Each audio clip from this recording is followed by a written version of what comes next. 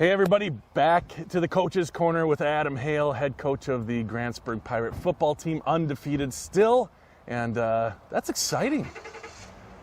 It's better than not being, I guess. It's yeah. better than, and it just seems like you guys are continuing to get better and better each week, at least from my novice eyes. Is that true, or?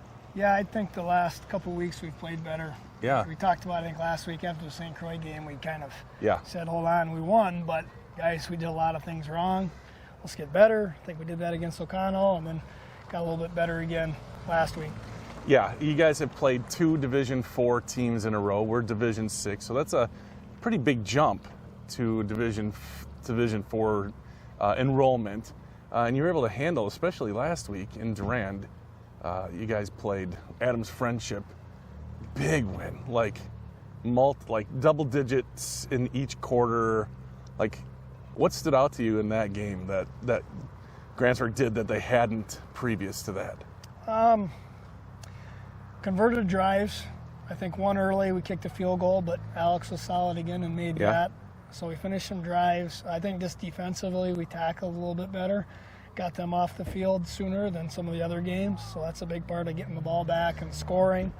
Hit some big plays, and I thought we blocked okay at the line of scrimmage, considering the size of some of those guys. Yeah. So hit on some big plays, some big passes, and just kind of clicked a little bit better than we had in the previous weeks. Well, it was a complete game, but you guys are undefeated, but yet there's still stuff to work on. What do you see as kind of the maybe a couple things that are still like you can do a lot better? Right? Yeah, sure. We still got to clean up defensively, some missed opportunities we had against even Adams Friendship, and some tackling.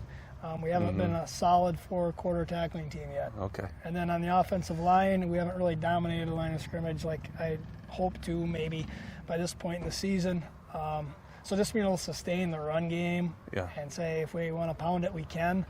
We haven't done that yet, so that'd be one thing we're still working on and trying to improve on each week.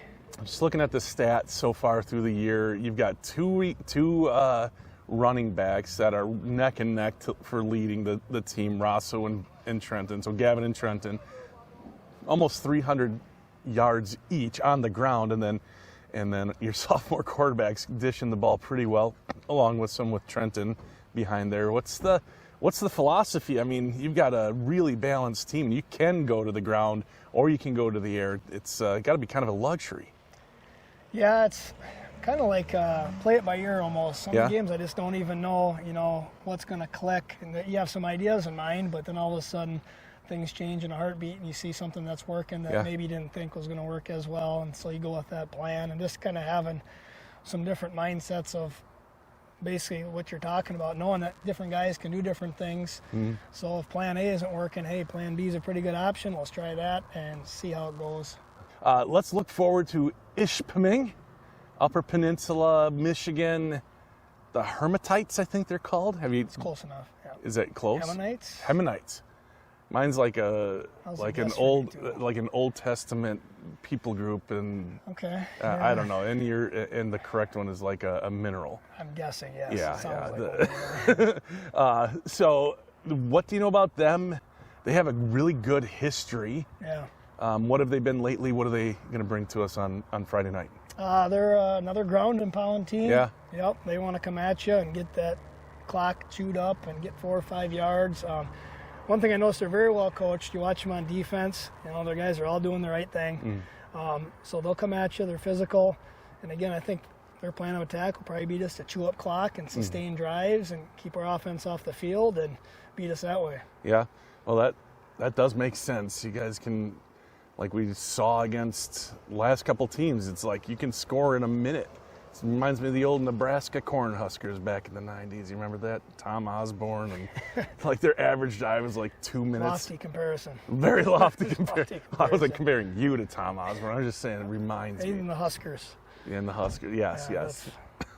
So, okay, so are you looking forward to that long bus ride there and back? No, of course not. But you're an old guy. The kids seem to be looking forward to it. Yeah, they're excited. That's kind of why I pulled the trigger on it, is because I thought the kids would be excited about something different and having a new experience and getting a game instead of being at home doing nothing. It's a pain in the butt traveling, but maybe we'll do it and get a game in and hopefully play well. Yeah, right on. All right, and then this conference season. So we'll talk a little bit more about it next week, but it'll be the middle of homecoming when we talk next.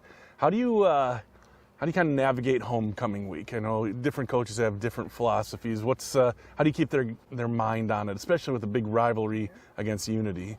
Or maybe that's how you do it. Well, yeah, they shouldn't need extra motivation this year. Unity's playing really well. They're always tough. Yeah.